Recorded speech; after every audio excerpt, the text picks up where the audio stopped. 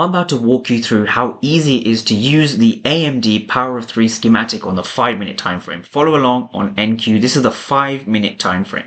So what we have first is the accumulation of the market, right? Price accumulates during the Asian range, right? So what you need to understand is that we have an Asian low that's been left intact. Now, quick tip about this. When you see an Asian low that hasn't been swept, it will almost always be used as liquidity. Bear this in mind.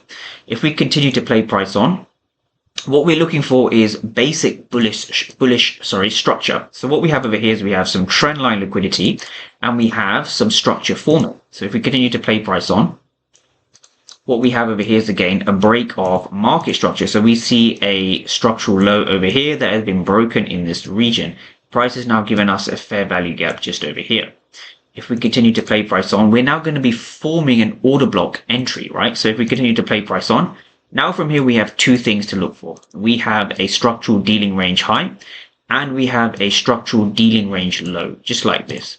And now from here we simply project the Fibonacci from the swing high down to the swing low like this. And now from here, if we continue to zoom in, we're looking for a bearish fair value gap above the 50% level.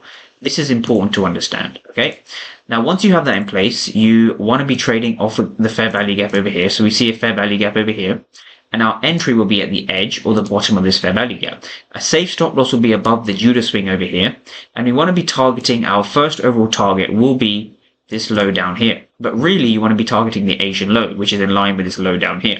Right? Notice how we also have equal lows because price has produced an equal low over here.